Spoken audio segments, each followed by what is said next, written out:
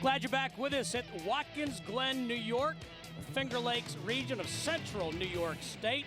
Another beautiful day for racing. Glad you're with us here on Speed. You see the NASCAR Sprint Cup drivers heading out onto the racetrack. 45-minute practice just in front of us, and a second practice a little bit later on as they make final adjustments for tomorrow's race here on the famed road course at Watkins Glen International. Hey everybody, glad you're with us. Steve Burns, Larry McReynolds, and Jeff Hammond. Now, Larry, we go to Talladega, Daytona.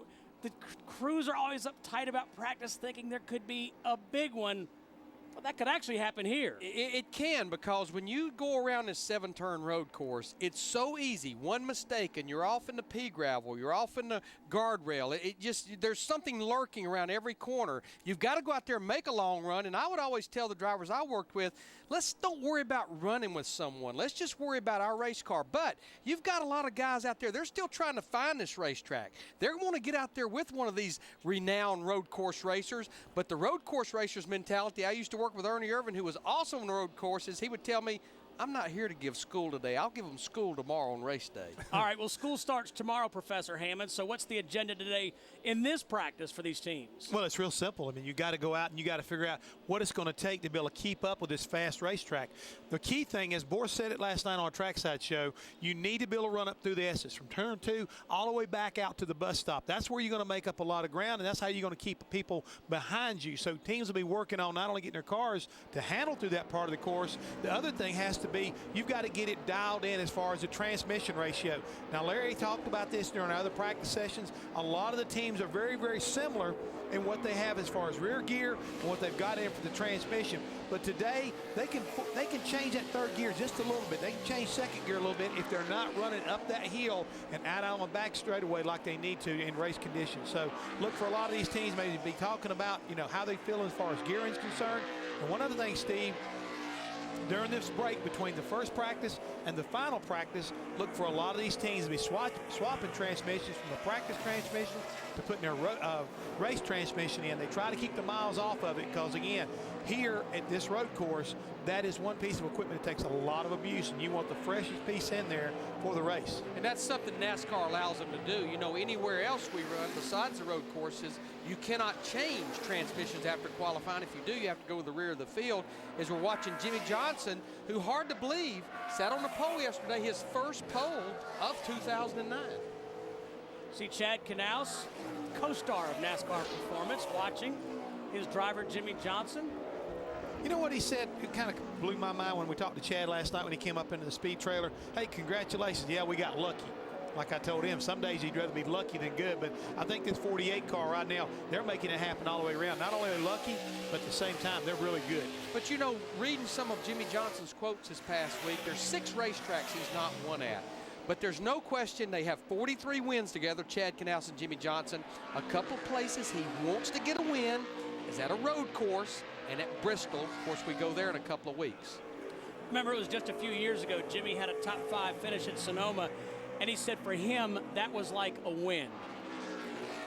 As his road racing program continues to improve, we take a look at 2 guys, Casey Kane, who won on the road course at Infineon, and Juan Pablo Montoya, who is terrific on road courses. Now, Larry, you talked about this is only practice. Kind of use your head. Juan Pablo made a pass in a passing zone, but that's one of the places you don't really want to make a pass, especially against a good guy like Casey Kane. But he made it look pretty easy, but also Casey gave him a little bit of room, but that made me a little bit nervous if I was a crew chief. Exactly, and that's what I was talking about at the top of the show. All it takes is for one car, you to be side by side, and a car to get up on those rumple strips and send his car right into your car. We saw it yesterday in Cup practice and Nationwide Series practice. Montoya is going to start 10th. Of course, after finishing 2nd at Pocono last week, he comes in there 8th in the Sprint Cup Series points, 169 points to the good inside the top 12. Casey Kane just behind him in the 9 car. Kane starts 12th tomorrow, that Budweiser Dodge. Now that car right in front of him, that 12 car, great qualifying run for David Stremme yesterday, one of his better qualifying runs of 2009. David went out there and qualified 5th. He was actually pretty quick in practice leading up to qualifying. Marcos Ambrose in the 47. He's got a great starting position. He goes from row 2 in the 4th spot. course, he won a lot of races in Australia, the Australian V8 Supercar Series, which was exclusively road courses, so he's got to be one of the favorites in tomorrow's race. Of course, he won a nationwide series race here 1 year ago. Yeah, he'll be starting on the outside pole this afternoon here in the nationwide race, so getting tuned up. But guys, I saw a lot of dirt being kicked up there on the racetrack as they came through what looked to be off for turn 5 over there. But right now, Marco's put a little bit of a chase on here. We got trouble already. There's an 83 car of Brian Vickers. He's got that 83 car around.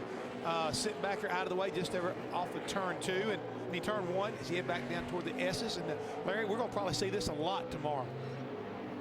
Yeah, there's a few places that are fairly forgiving, and this is going down into turn 1. You can see the car loose almost before he turned it down into turn 1. The good news is there's asphalt there, a lot of runoff area. It's one of the places that's a little more forgiving if you do get off the racetrack here at this 7-turn road course. Brian will start 20th tomorrow. As opposed to Clint Boyer yesterday, who got off in that pea gravel, and he was axle deep. That 33 car was mired in there, had to be towed out. Hey, you just saw Brian Vickers skip the bus stop, or the inner loop we call it, there at the end of the back straightaway. This was yesterday, about halfway through practice. Clint Boyer in that 33 car, he said they had been trying some things with the brake package, with brake pads. Car got loose. A lot of entrance speed getting into that turn, and he had to be towed out. The pea gravel is the good news, bad news. The good news is you don't get into that barrier. The bad news is they have to come pull you out. That's a good point. Jimmy Johnson, Juan Pablo Montoya quickest here early in practice. Back at Watkins Glen, we saw Brian Vickers lose control of that number 83 Red Bull Toyota. He's headed to the garage.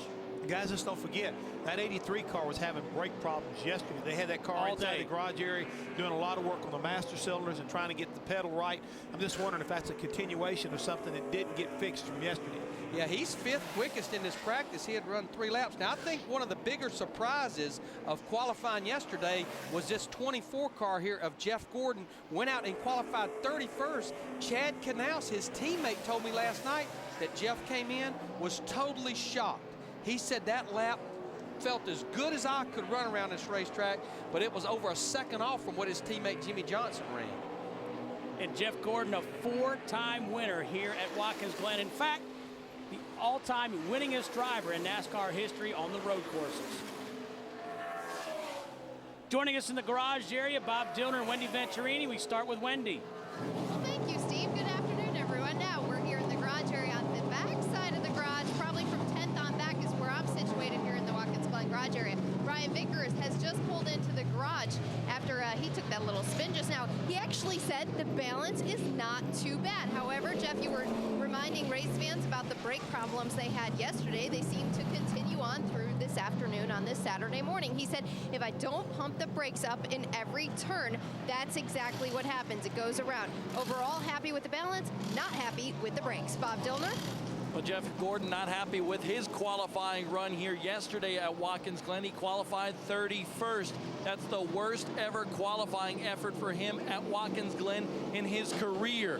Right now, this team is working on the rear end of this race car because yesterday it was flat out not hooked up for Jeff Gordon. He was losing the rear end upon entrance and exit on every corner around this 7-turn race course. So Steve Letarte says they want to put a bunch of laps for Jeff to get comfortable and make sure that they can dial in this race car. They have a long way to go, and Steve Letarte told me maybe a little strategy involved to get to the front as well, guys. Yeah, Bob, they're going to have to find some track position. All the numbers back it up. You want to start in the top 5 to have a legitimate shot at winning this race. Yeah, strategy is going to come into play as far as those teams just getting themselves back in position. We watched Casey Mears. He got a little bit loose going down in the turn 1, trying to make the exit off that corner, come up through the S's here. But Casey had a good effort yesterday. Yeah, looks good right now. Yeah, good right now in his practice session, 7th quickest. Yeah, he's run a total of 6 laps, and that qualifying 11th, that's actually his best effort of 2009 as far as qualifying. But I was talking about where you go through the inner loop or the bus stop here at the end of the back straightaway. Now, the rules are in the race, if you happen to miss the inner loop or bus stop and you go straight, what you have to do per the NASCAR rule is you have to come to a complete stop. You cannot gain any positions, and once you come to a complete stop, as we see Casey Mears kicking up a little dirt there down in turn 5, then you can go on. If you do that, there will be no penalty. Jeff, I think it's fair to say, too, you know, NASCAR refers to this as a 7-turn road course, but to the teams in the garage, it's almost always been referred to as an 11-turn course. Yeah, it has been. I mean, as a crew chief, I've always looked at this place as an 11-turn course because people count the bus stop we want to is 5, 6, 7, and 8, and then you got 9, 10, and 11. But, you know, NASCAR Ready Control, they look at it as a 7-turn deal. That's the reason why we keep referring to that, because that's what their safety workers understand it to be. Right now, we're taking a look at Max Pappas, and he just went through the deal. And of course, there's no problem with doing that in practice, but if that was the race tomorrow, he has to come to a complete stop. The tires have to quit turning, and then you can move on. Right now, Max Pappas is the fastest in this practice. We had Max on trackside. I wish about 3/4 of our drivers in that garage area I know what you're going to say. to Max Pappas. The man appreciates what he has the opportunity to do, and that's to be a race car driver. Yeah, well said. His passion and his appreciation and gratitude is outstanding. Let's go back to the garage and Bob. Well, Steve, we keep on talking about guys that struggled yesterday. Another one, Carl Edwards. But I spoke to this team, and they told me it's a mystery as to why they struggled in qualifying. Yesterday, they were 33rd quick in time trials, but that car was so much better. In fact, their qualifying run slower than the time that they produced in practice. Right now, they like the balance of this car. It's kind of back to normal, but they want to get some laps to see what it does over the long haul, because that was a mystery as to what happened to this 99 yesterday. But we all know you miss one corner here, guys, and that could screw up the whole lap, can't it? Especially when you only had one lap to qualify. You don't get 2 like you do everywhere else. No, and again, Steve, that's the reason why we go back and we have 7. I like to say we got 11 corners here, because you miss one, it multiplies all the way through the whole deal, and next thing you know, you find yourself basically, you give up a 10th through 11 corners, you can almost wind up losing a full second. So, I mean, it's a tough deal here as far as it's concerned. Here's another guy who was on trackside with us last night, and as he got a following here in New York as far as the set heads, Boris Said, great. We had a great time with him as well as Max Pappas last night, but this guy you better watch out for. I mean, he is a threat. He and Frankie Stoddard in this 08 car, they're going to be somebody you got to contend with before tomorrow's all done. Good qualifying run, qualified 9th. Has a road course win in NASCAR, won a NASCAR Camping World Truck Series race back in the late 90s at Infineon. But what did he tell us about winning a race in the Elite Series of either Nationwide or Sprint? There'd be a party New York had never seen before. Exactly right. That'd be a big one.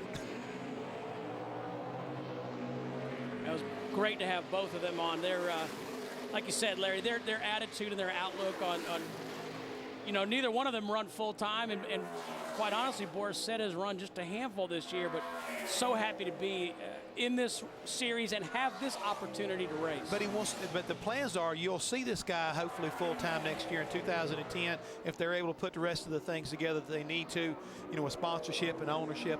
As far as Boris Said is concerned, and working very hard to be at Daytona in 2010. He just enjoys racing. He's actually a pretty good bobsledder, but his dad, Bob, was an Olympic bobsledder back in the day. Boris Said he's raced all over the world in different kinds of race cars, and said his favorite event, Nürburgring. Oh, just as we talk about that, he's into the pea gravel. And he's not going to come out until some assistance comes his way. This could shorten up practice a little bit for everybody. The red flag is out. 21st quickest, Steve. 14 minutes in, that caution comes out for Boris Said.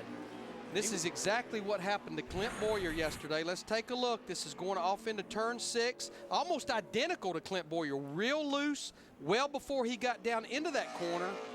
But if that pea gravel was not there, this would be a good shot. That's wheel hop. Now what that is, you're downshifting. You're downshifting getting into that corner. Let's take one more look at it. Yeah, we need to listen to this too one more time. That was unbelievable wheel hop getting down in that corner. You see the rear wheels just bouncing, and that's what happens to it. All right, let's look at it one more time, and let's listen. Let's listen to Boris Said, what he hears.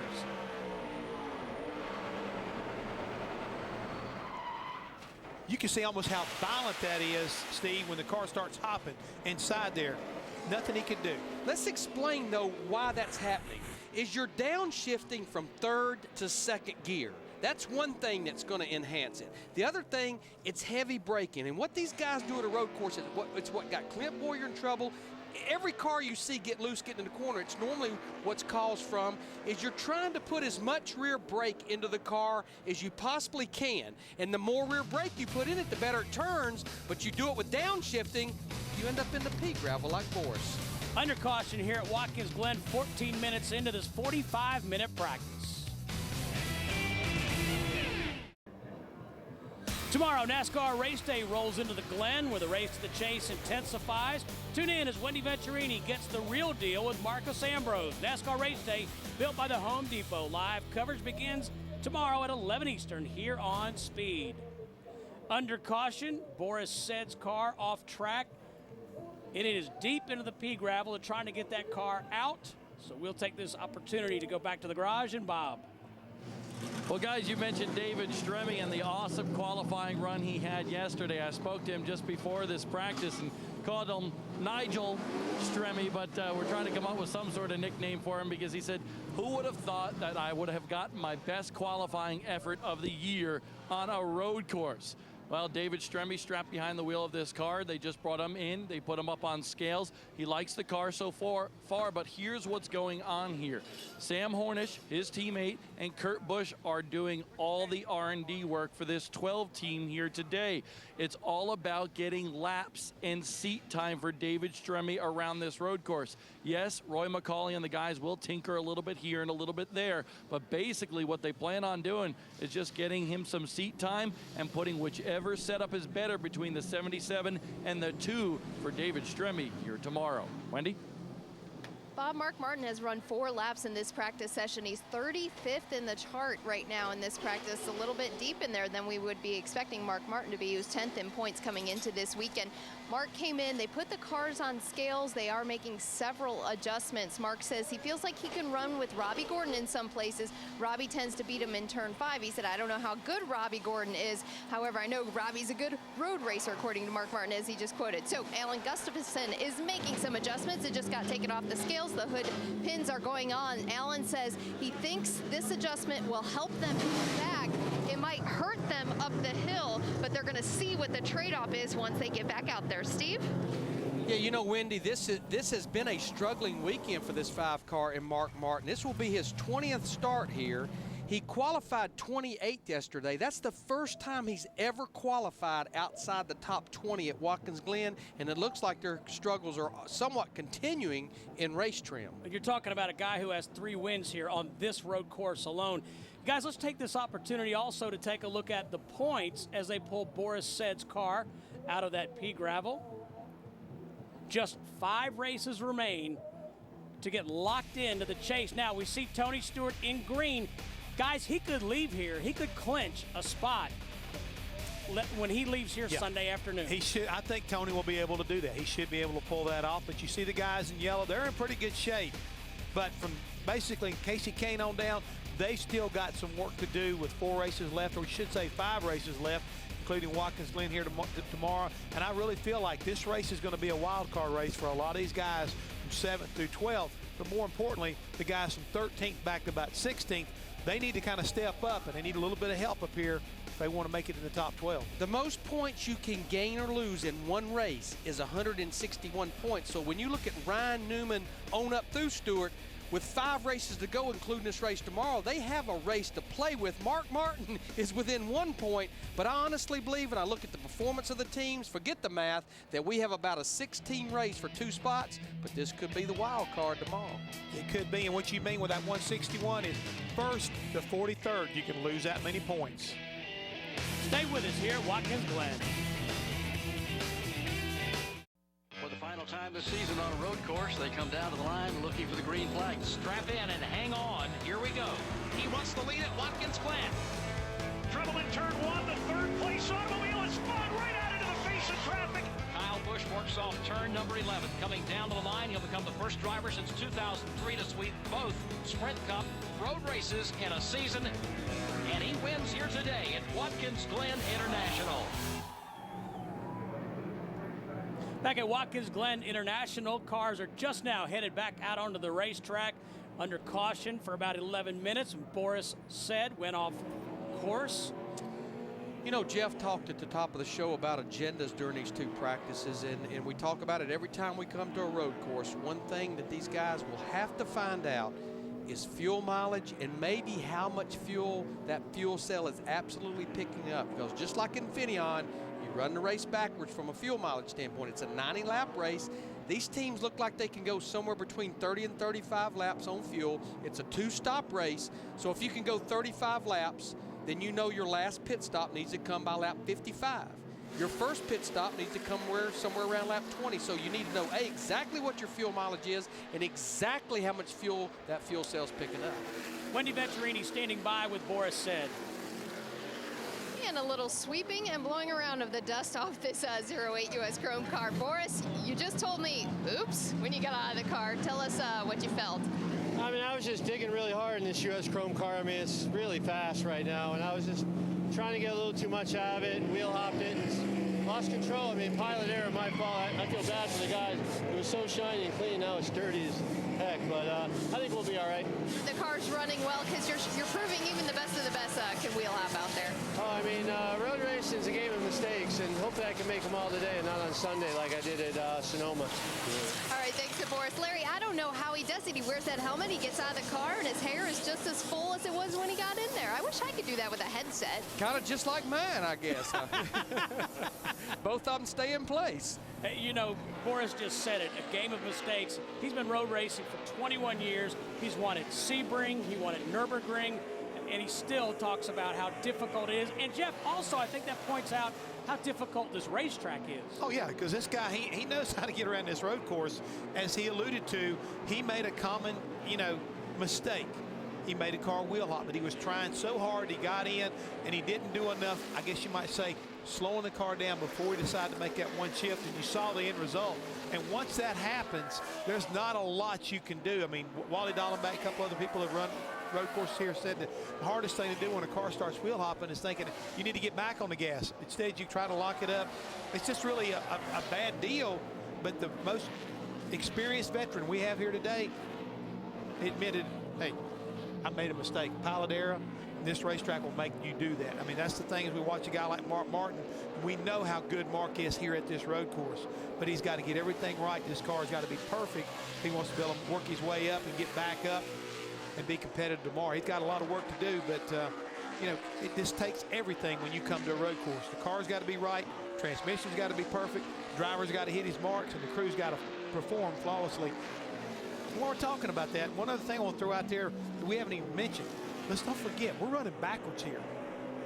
The crews will pit backwards tomorrow. We got another car around, Bobby Labonte, 96 car, down there, turn 1.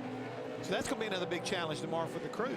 And what Jeff means is everywhere we go when the cars come to pit road, the left side is against pit wall, including Infineon. Here, the right side's against pit wall. You're going to change 4 tires every stop, but it just throws a little bit of their rhythm off. Here you see Bobby Labonte just down there in turn 1. Just, I'm sure, got a little loose getting in. But I want to go back to Mark Martin, and I want to mention something that we've not mentioned. And what that is the fact he has adapted to this new car obviously very well. He has 4 wins in 2009. But just remember, he has not raced here since 2006. He has never raced the new car here. And when I look back at Infineon, there were probably a lot of circumstances that led to that with Mark Martin. But he finished 35th at the other road course this year in the only road course race that he has in that new car. So, there may be something about trying to adapt not only to this new car, but to this new car at this road course. And Boris said last night on trackside that this car reacted a little differently. So, as you said, it could be even a championship contender like Mark Martin, a guy who's won here 3 times, still getting acclimated to the way the car feels. Well, we know this car, even though teams have worked on it, talked to Steve Letarte about it, has a very high center of gravity versus the O car. Elliott Sadler told us, Steve, when you get out of the O car and get into this car here, especially at a road course where you're going left and right, it's like getting out of your Corvette and getting in the family minivan. So or an SUV. Definitely drives different. Bob Dillon. Well, guys, we're watching the 48, and it'll be interesting to watch him on this run. The pole sitter from yesterday, second quick already, but Jimmy not completely comfortable inside this race car right now. With that first run on the racetrack, said the car was pretty wicked loose. So Jack Canals and the guys brought the car in. They changed some rear springs in that car, trying to tighten it up just a little bit. Now fourth quick on the speed charts, but the key here is to watch him in the corners and see how that car interacts, because before, upon exit, he was really loose. He said it was kind of minor loose getting in, but really loose getting off, guys. And Steve, this is probably one of the biggest complaints of this car is trying to get the forward bite. You know, when you get it to where he gets forward bite, a lot of times you make it too tight in the center, and it's the worst thing you can have happen at a road course is the car not want to turn in the center of the corner. So when you work on this part, and they're going back and work on the rear springs, they may give up a little bit of speed right through the center to be able to get back in the throttle and hook those rear tires up, because these race cars, over 800 plus horsepower, flat racetrack, no kind of banking, hard tires here also. NASCAR, I mean, Goodyear came with a little bit harder tire because this racetrack is so fast. It may wind up being difficult to hook the rear tires up, and that'll be a big challenge, not only for Jimmy Johnson, but probably for a guy just like Jeff Gordon, who Larry's already talked about, starting way back in the back, and currently still 22nd on the practice chart. Great look from the roof of Jeff Gordon's DuPont Chevrolet. Yeah, he's coming right here back over toward what we call turn 7, headed back to the start-finish line here. I don't think he's going to come back in the pit road. NASCAR has added 5 minutes to this practice for Boris Said's off-road excursion. Speed's presentation of NASCAR Sprint Cup practice from Watkins Glen is brought to you by the Atlanta Motor Speedway. Be there when the lights come on as NASCAR Sprint Cup night racing comes to the Atlanta Motor Speedway Labor Day weekend. Go to atlantamotorspeedway.com for event and special ticket information. Of course, by the time we get there, there will only be 2 races to go to determine those top 12 teams and drivers that will go at it for 10 races for this 2009 Sprint Cup Series Championship. How fitting is that Atlanta now is involved as far as, I think, trying to sit, you know, the rest of the field for the chase, especially on Labor Day weekend. It's going to be a lot of cool. It's going to be a cool weekend down there in Atlanta. Tony Stewart, just like Jeff Gordon, a 4-time winner here at Watkins Glen, Bob. But unlike Jeff Gordon, Steve, he's very happy with this race car. Now 12th quick on the board. Tony's just going out there, and they're basically doing a little R&D work. I just spoke to Darian Grubb, his crew chief. He said, really, there's no complaints with this car. So they go out, they're trying different carburetors, they're trying different springs, different shocks, all sorts of stuff on this race car just to try to find a little extra something in the corners, but absolutely no complaints from Smoke. And Steve, when you look at our 5-lap average, Tony's now jumped up to where he's 3rd quickest, right behind Jimmy Johnson as well as Kurt Busch. And in talking to people in the garage, talking to Max Pappas, Elliott Sadler, the one thing about Tony Stewart in this racetrack is he is probably one of the best up through the S's. We talked about how important that was earlier, but everybody says if you want to wind up figuring out how to run up through the S's, you need to watch the 14 car. But you know, you talked about it, Steve, that they can actually go ahead and clinch a berth in the chase here after this road course race tomorrow. And when you think about it, you want to go out and run as good as you can every single weekend, no matter what the circumstances. He has a 197-point lead over Jimmy Johnson, which means absolutely nothing right now. So when you think about it, they're going to start 13th tomorrow. Biggest thing they can accomplish, win the race and get 10 more bonus points, because right now they only have 20, where when you look at like Mark Martin having 40 bonus points, Jimmy Johnson, Kyle Busch, who's not in right now, 30 bonus points. That would be the biggest thing, get 10 more points for winning the race. That's like taking that Rottweiler off a chain and turning him loose. That's all you can really accomplish here tomorrow, for the most part. Wendy, what's going on with Joey Logano? Well, Joey Logano is making his first start in the Sprint Cup Series here at Watkins Glen this weekend. Now, the last run before this one, he just came in. He said it wanted to snap off the carousel, so they came in, they looked at the toe, went back out there. The brakes have been fine the whole time with Joey Logano. He's been a little looser into 1, a little freer into 2. They brought it in the last time. Zippy made some changes to it. When Joey went back out there, he said, you know what, I'm not really sure that was a lot of change. I think I like the second setup better. It feels a little bit more rigid. It's freer through the S's, and the balance is very close. It's a tad better, and he feels like it's going to be a tad better on the long run. So if that's what kind of race we're going to be having, it's going to be a good setup for Joey Logano. They put it on scales, making some quick adjustments. Jason Shapiro, the car chief, said we need to get back out there. There's 15 minutes left in practice, boys. You know, Jeff, we've been coming here once a year, every single year since 1986. And the one thing for 2 days I've not heard anybody really complain about it is their car's not turning. I think they've got these cars just sitting down on those front springs coil bound, the splitters right against the racetrack. It's like what everybody's fighting is just getting the rear hooked up. Yeah, you're right about that, Larry. Since you mentioned it, again, a lot of those guys are not making those kind of complaints. A lot more issues with the front sliding a little bit, but more the rear end not wanting to stay underneath these cars, no matter whether it's up through the rest. We see right there with Brian Vickers in turn 1, car kicks out the back end just a little bit. We know what their agenda is, Steve, trying to get this brake problem resolved, because just think about it. They're one of those teams we talked about earlier. They've had 5 good straight runs, and they're coming here only 104 points out of the top 12. And right now, he is 4th on our timing and scoring speed charts. Marcus Ambrose has jumped to the top, followed by Jimmy Johnson, Max Pappas, and Brian. Wendy, what's going on with Ambrose? Well, Marcus has just pulled it back in, and he said he's still fighting it despite having those fast times out there.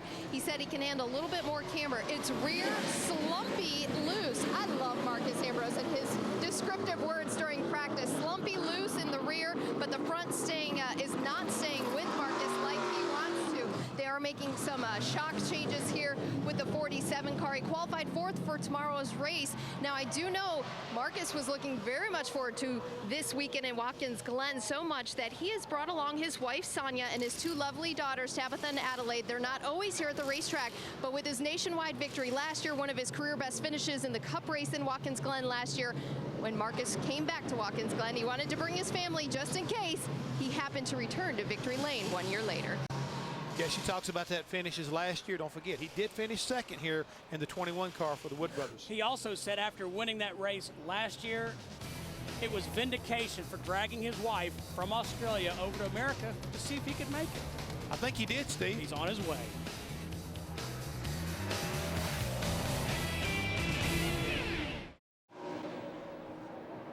There's another road racing ace, Robbie Gordon. Of course, he's a full-time racer in NASCAR Sprint Cup Series competition.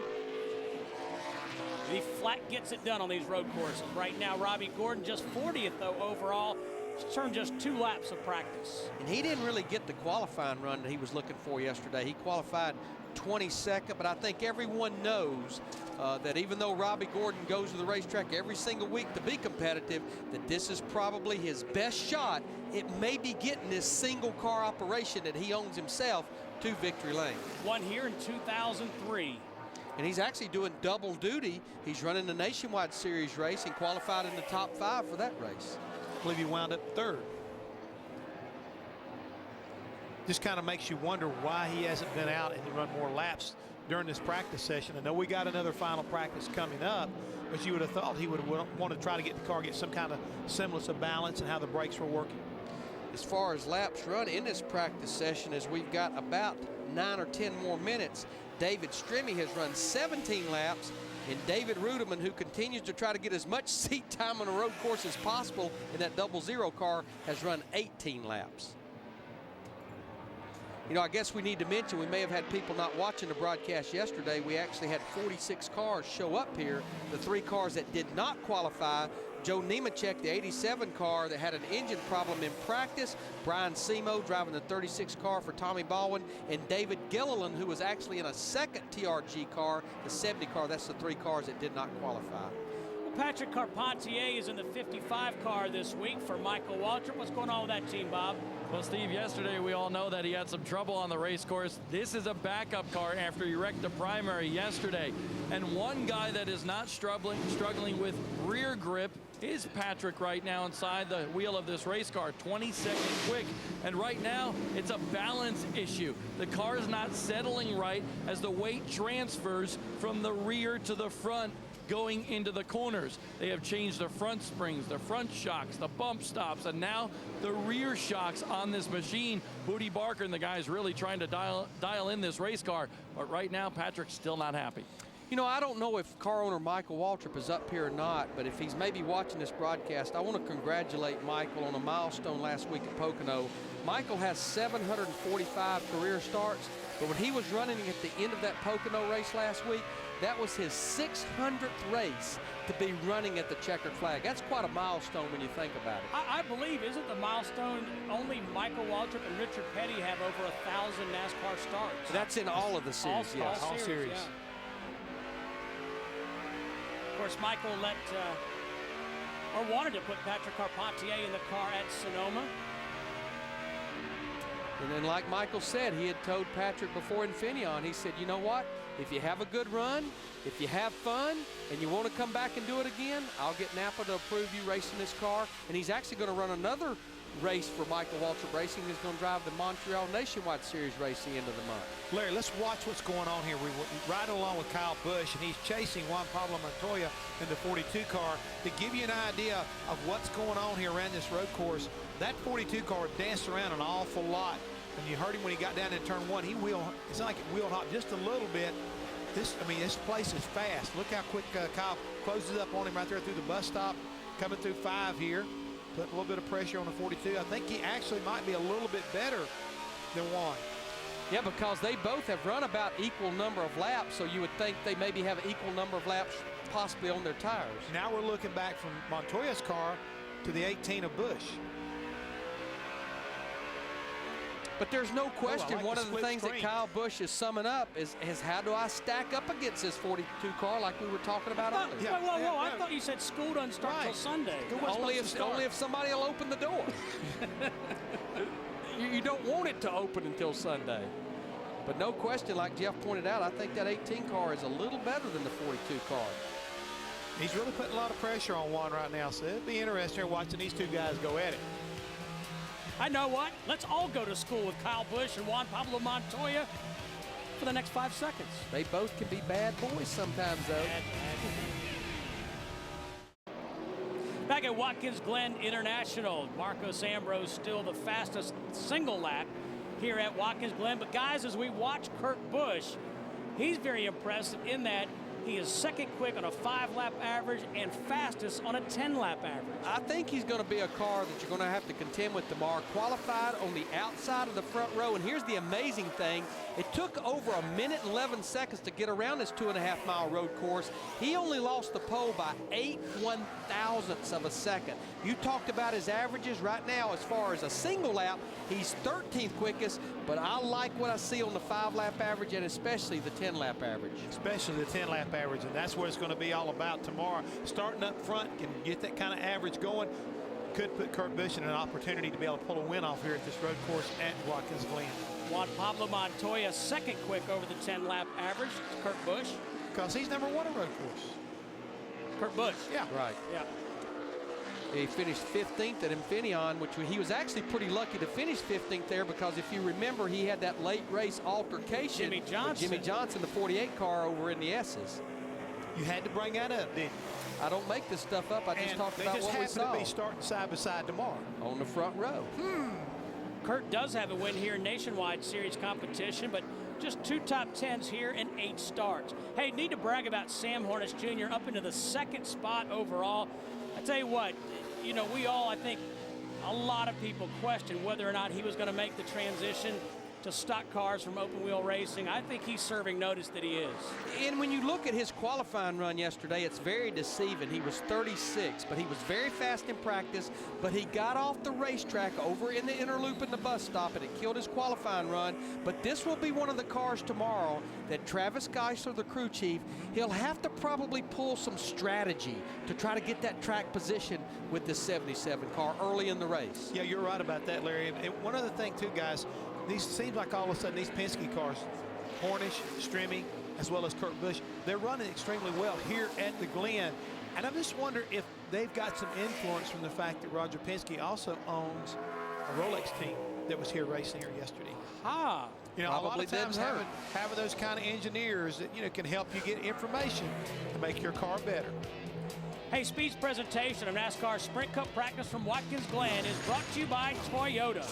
For the latest Toyota racing information, visit toyotaracing.com. Toyota, moving forward.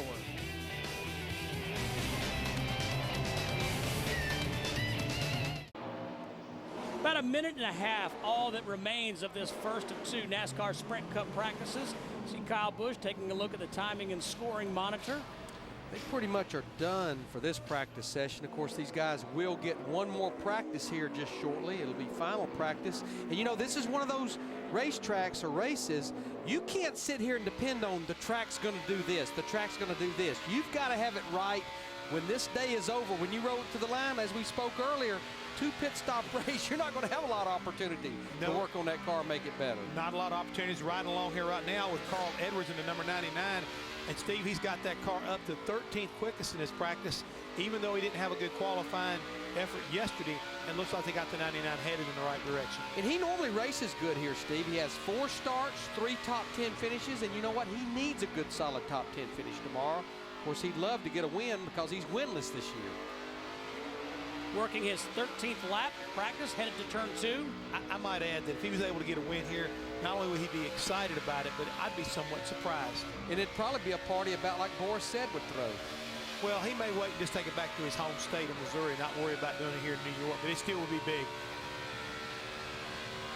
2 or 3 cars that we've not seen so far in this practice session as it winds down that's up in the top 10. A.J. Allmendinger, who had a great run at Infineon back in June. He's 8th quickest. Martin Truex Jr.'s 9th.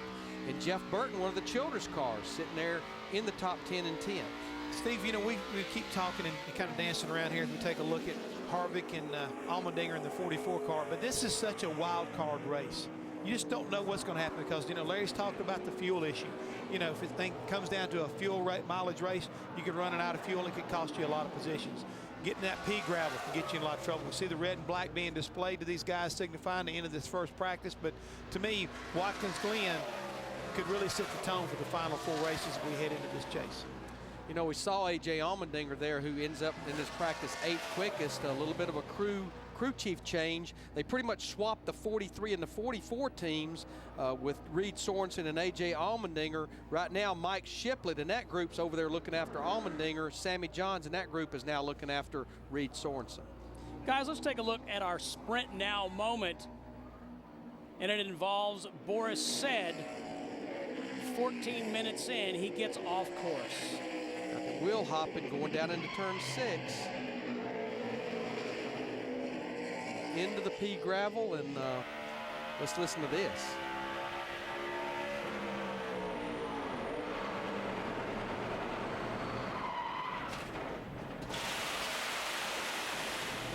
Jeff, he told Wendy Venturini he just made a mistake. Pilot error, I think, is the term he used. You see him go sliding out through there, and right now, Boris likes to call it golf. I'm pretty much saying he's out of bounds and in the sand trap. Wendy. Well, the 39 of Ryan Newman has been deep in the practice charts all day today. If we check out, the 39 hasn't quite made it back to the garage stall just yet. But Ryan Newman, who of course is trying to gain some serious points coming into Watkins Glen this weekend, here he is. He's now pulling it. He said that the downforce is bobbing the hill, that is making it bob, and it feels like it's too close to wheel hopping. It's snug in 9, lifting the left front and chattering the front. It's not stopping as good as Ryan Newman wants. Not happy in this practice, Bob. Well, Wendy, the guys in the booth hit the nail on the head. One of the best cars on the racetrack right now belongs to the Blue Deuce team of Kurt Busch. Everybody in the garage area really thinks this is one of the cars to watch. Just a little bit loose upon entry and exit, but Kurt likes it that way, guys. Think he may be the man to beat tomorrow, get that first road course win. I think he's going to have his hands full. With whom? Marcus Ambrose, for one. Well, thanks for being with us here from Watkins Glen International. Stay with us here on Speed. NASCAR Live is next.